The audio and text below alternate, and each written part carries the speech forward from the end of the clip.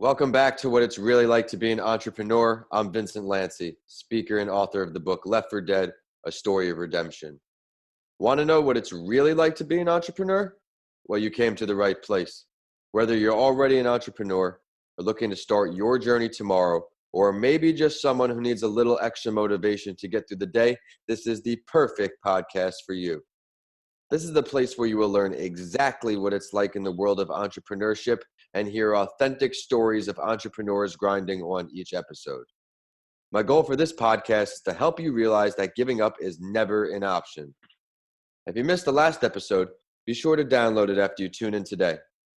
Before I introduce my guest, I'll share another entrepreneurial story to inspire you all. I'll now introduce Sergey Brin. He was born in Russia and moved to the United States in 1973. His admiration for computer science helped him hone in on a passion for entrepreneurship. After earning 2 degrees from the University of Maryland, he went on to grad school at Stanford University. This is where he met Larry Page, who I'm sure most of you know listening in.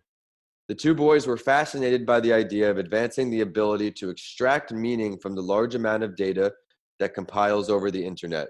Like many entrepreneurs, they began working on their ideas from Page's dorm room. He still earned his master's degree in 1995, but ultimately left Stanford's doctorate program to continue working on what would eventually become Google. This is not bad for someone who was an immigrant to this country in 1995, I think. But hey, Reuben, what'd you like best about that story? I think it was like the early days of the internet, right? And it was like no one had really understood it. And these guys were, like you said, immigrants coming in and had a different perspective of what was possible. And, obviously created something that I think the entire world would be a whole other place if they hadn't done what they did. I really can't imagine the world without Google right now. No, I mean, it was obviously, for lack of a better term, groundbreaking, and it's something that has obviously stood that test to continue growing today. Absolutely. The voice you all just heard, that's the sound of today's guest. My guest on the show today is another friend I met through networking, as usual. I came across his profile on LinkedIn and was quickly impressed with his entrepreneurial endeavors. Said he was a compulsive problem solver and community builder. That tagline jumped out at me, and I had to have him on the show. It's my pleasure to introduce Reuben Pressman. Reuben, thanks for coming on the show. Of course. Thanks for having me. Absolutely. Would you mind previewing your story a bit before we hop into the questions? Yeah, of course. So I always typically start back when I was about 10 years old. I started programming when I was 10. So I've always, had a very big technology background. Like you read on my LinkedIn, I kind of call myself a compulsive problem solver. If it's broken, I really want to fix it. And if it's not broken, I like breaking it. So it's kind of always been a couple themes throughout my life. I've created a lot of different products, different companies, nothing to size or scale that I currently am with this company now. But a lot of it's always also revolved around building communities, whether that's, virtual communities with certain products or even just getting involved in the local community here in St. Petersburg, Florida.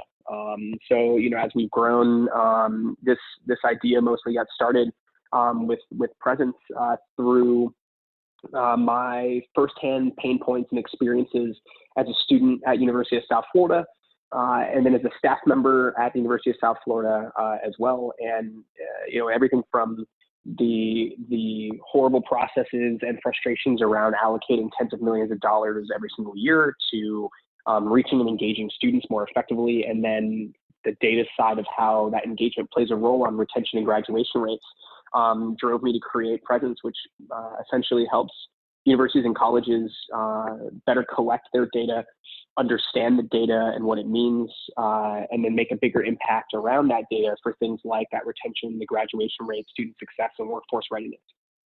Yeah, that's great. I think this is a great episode for the entrepreneurial podcast because it's going to all be all about data and helping people. I love it. Reuben, what I do on each episode is I do something called the Big Five. Each episode, my guest and I go over these 5 questions to help you, the listeners, learn what it's really like to be an entrepreneur. You ready to go? Let's do it. Let's do it. When did you realize that you weren't happy with what you were doing, or you just needed the change to be that full entrepreneur? Well, I mean, I think, I kind of fit a slightly different mold for that. I was fortunate enough to have both my parents be independent business owners. So I've kind of always been around that mindset. So I've kind of always known that was like what I always found an interest in that. And so I don't know if I necessarily left anything that I was doing. Most of everything I was doing is kind of stepping stones to get to where I am. And I've kind of always had either a side gig or something that I was running fully focused on. The last job I had was working at the institution in the space while working on this on the side. So I was kind of still doing that. I ended up leaving that role from the institution to make the jump fully into this. But I had a transitionary period there as well, where I ran an agency where we actually helped other people build their products and companies and help them launch. And that was a very flexible job that I was fortunate enough to have the skills to create and run as a way to fully transition full-time into presence. So it was kind of an iterative kind of transition process into this full-time. The main jump which got me off of that was we ended up landing our first kind of 2 or 3 universities that bought the product, and we raised our initial first round of capital, which enabled us to go full-time into this. Yeah, it's really impressive. You mentioned you're a USF guy. What'd you study when you were there? I actually studied entrepreneurship. So I was the first and at the time only grad in the entrepreneurship degree. And I had a minor in leadership. So very kind of liberal arts style, still in a traditional university setting, but very liberal arts, kind of hands-on, project-oriented curriculum. And it was, I've always been a relative risk taker. I was going into my senior year and had learned about the entrepreneurship program before it was actually approved by the state to exist. And I basically dropped my other majors. I was a double in finance and economics. I basically dropped those and ended up enrolling in the courses that I knew the entrepreneurship degree needed. And 3 months before I graduated, the state approved it. So I was the only one that really knew that it was coming and had already taken all the credits and ended up, the last kind of thread and passing with it. Absolutely. Sound like an entrepreneur with your risk taking for sure. Were you able to get USF as one of your schools so far? No. So that's kind of one of the internal jokes around is myself, Andy, who's been with me since pretty much the beginning, and a few employees here are all from the USF system. But it's just been a tough one to crack, even with our connections and stuff there. I've won awards and everything. It seems like we're close, but we've been here a few times. So we have almost 200 universities across the country and other state universities, though. Wow, very, very impressive. Let's piggyback off that. You're saying you're having some difficulty with the USF situation. Let's talk about some other difficult things. What would you say 1 or 2 of the most difficult parts of being an entrepreneur are for you? It's a good question. I'd say the top one is people and talent. I think it's the types of things, especially as I, I'm connected with a lot of other founders. It's definitely the thing that everyone, I think, agrees is the most challenging and can never be prepared enough for.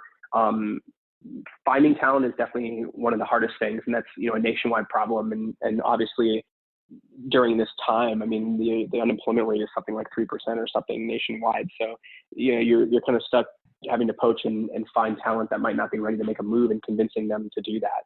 So that's definitely one of the bigger ones, but even existing talent, maintaining that, retaining that, encouraging and growing that, engaging your talent, and all of that, that stuff, and just, dealing with the day-to-day with people. People are your biggest variable. And for us, being a tech company, it's 90% of our overhead and everything we're focused on. So it's definitely a pretty serious, amount of time, especially for me. And obviously the thing that grows in is the lifeblood of the whole company. So it's definitely something that is the most important, but also definitely the most challenging. If I had to pick a number 2, definitely, I mean, it's unique to my space. Is higher ed is extremely tough. Let's talk about it. Yeah, government. Let's talk about it. Yeah, it's a government, industry. So, some people think of us as B2B, but I always say we're more B2G. because business to government is much more difficult than business to business. And, you know, they're not Absolutely. necessarily savvy buyers, especially people that we're selling to. Sometimes it's the first time they've gone through a process buying software. So there's a lot more than just, hey, check out this software. There's a lot of coaching and consulting and everything that goes on top of that. So, you know, I love it. I'm from the space. Our entire team, except our engineers, and even some of them are all from the student affairs space. So, you know, we're all used to it. We love it, but it's definitely, even coming from that, it's been a bigger challenge than we initially anticipated. Absolutely. Yeah. I loved how you said people are the biggest variables, because even just finding the right team around you, it comes up every podcast or so where you can be the best at what you do, but if you don't have the right team around you, what good is it? Love how you said that Definitely. there. Yeah. Yeah. Hey, Reuben, what would you say one of your greatest failures is, and what did it teach you? Why did it stick with you? What's going on? It's been a while since I've gone back to think about any of that stuff. You know, I'm in the day-to-day, heads down all the time. So this is good reflection time for me. It's always nice to make the time for reflection, or at least just journaling or something to pause a second. I love it. Yeah, I'm not very good at that. So, you know, these types of interactions kind of force me to go do that. I'm trying to be mindful of it. I'm very heads down as well, long days, but I just try to be mindful. And actually, while hosting the podcast, I get these breaks naturally with that. Yeah, absolutely. Let's see, biggest failure. I think it's right in line with the people and the talent. I think, you know, I was brought up, you know, very fortunate in a fairly affluent community, not very diverse. And, you know, when I got to college, it started, you know, opening up obviously to a lot of different cultures and people. And I don't think I got out of my shell and got into things that were different or new for me as much as I wish I would have in the early days of like, you know, I guess K through 12, for example, and kind of growing up. And so, you know, my empathy, you know, had not been built very well. I've always had good communication skills, but just, you know, some of the general people skills and understanding and leadership and some of those things weren't as natural for me, and things that I had a chance to really practice. And I really think, you know, obviously that it was all up to me to be able to do those things. And it wasn't like I intentionally stayed away from it. I just didn't necessarily know any better. I think, you know, I could have found a way to get out of that more and been more prepared. And I think I would have been a lot better off now than I would have before. Great, Reuben. Got a different look. If you could choose to have a conversation and learn from any entrepreneur, dead or alive, who would it be? What are you talking about? Give us the scenery. Oh, wow. It would, man, that's tough too. Wow. I guess I just watched the Bill Gates' documentary on Netflix. And just because of that, I think he's probably at the top of my list right now. What influenced that choice? What stuck out? Yeah. Well, what I really love in some problem solving and entrepreneurship and people focusing on are real world problems and things that are just important and impactful. And, you know, granted, there's always something more important than what you're working on. And you can really work on the most important thing, and everything has to be tackled by someone, but there's real big world impacts. And that's one of the reasons that I'm focused on education. So he had a huge focus in education. He has a huge focus in, you know, disease and things that should be preventable that we just haven't stopped yet. And then power and disease mostly related to sanitary and sewage. And, you know, you hear about him and you know he's working on some things and they've had success eradicating things before and whatever. But, you know, the documentary just did a really good job going in depth with his philosophies behind things. And I think it just really resonated with me. So, you know, the plan with the education company that I'm with now is, you know, to build that up and eventually have a nice exit with that, to where I can continue to focus on third world countries and top problems like the food, shelter, water type things, you know, human trafficking, animal poaching. And those things just really resonate with me wanting to spend my time there. So I think, he's at the top of my list because that's where he's spending a lot of his time and money and efforts. And one of the most interesting kind of ways he's doing that I found a lot of, interest in for myself is one of the ways they look at solving those problems is he obviously has some of the most money in the entire world. And he knows that, obviously, but he's obviously modest about it. But he approaches a lot of the problems with what can we do differently because of the wealth that others can't do because we have that scale. So there's things where they can make it more opportunistic for a private venture to focus on things that can solve big problems that without having someone there to not necessarily even subsidize, but make big orders and make it efficient for a company to take the plunge into a different venture or focus on something. So all that stuff's really cool. And I think the way they broke that down is top of my mind right now. I love that. So that will piggyback right into the next and final question of the Big Five. Where do you see yourself in your entrepreneurial endeavors, whatever they may be, in 1 year from today and 5 years today? We'll start with 1 year. What are we looking at a year from today? You're mentioning all this other great stuff. Are we even talking about presence? Let's hear about it. Yeah. So, a year, I definitely still see presence. We're focusing on education. We're doing more things around talent, skill building, and curriculum with that, especially around soft and essential skills. And continuing to build and distribute. We're in 200 schools now. I'll hope to be closer to 500 schools in about a year. And then 5 years, I think there's a potential to still be with presence, but there's a potential that we'll probably see an exit by then as well. My time after this, definitely plan to do a fair amount of investing in other startups, especially kind of impact startups and companies. I'm pretty addicted to the early stage, so kind of focusing there. For sure. And then, I think I'll start to get involved in some of those bigger world problems and wanting to make a bigger impact around the world with, solving some of those things that should be solvable, but no one's been able to focus the right power and energy to making that happen. Like the way you put that. If we had to pick one thing, if you get to that point where the bigger scale issues, what are we tackling first? It's going to be between, I think it's probably it's human trafficking, animal poaching kind of in there. Like the idea that you're either killing or practically killing life that doesn't have any way to defend itself or an option for that or anything. And it's just money and power that's influencing that side. And there's so many systemic issues behind a lot of those things that, I'm constantly becoming aware of. So it'd probably be somewhere in there. I love that. Well, thank you so much, Reuben. I know our listeners can see all the value in your episode today. I personally enjoyed learning the meaning behind your answers for Bill Gates, and which led into number 5, how there is more to you than just this business idea. You have the philanthropy-related model, and it is transcending right down to what you're planning on doing after that. So it's time for the last word, Reuben. Is there something you would like to share with our listeners that we did not get to touch on today? Yeah, I think one of my running ideologies and something that I always try to, make sure other brand new entrepreneurs that might not be into the theory and the science of how things are created and solved, I always try to leave with the idea that nobody knows what they're doing, and neither do I. And if anyone tells you they do, then they really don't know anything. And I think it's the idea that if you're really working on something truly new, and you're doing something different, it's new or different because no one else has done it that way before.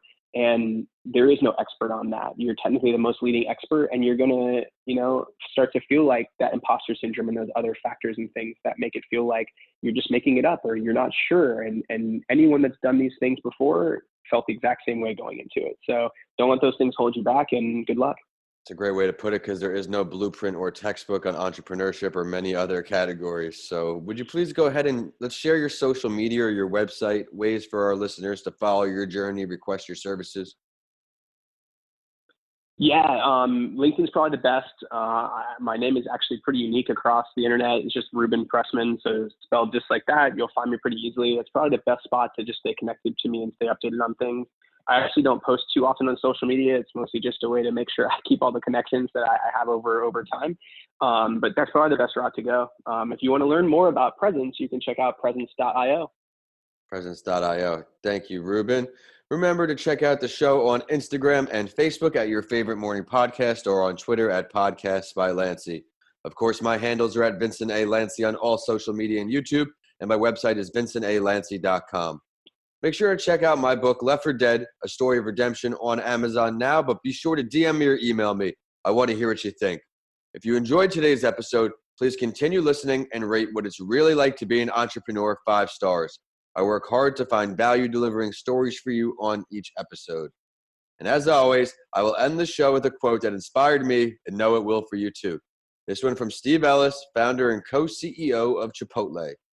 He said, "I'm always tweaking, always trying to make it better, constantly moving the levers and dials."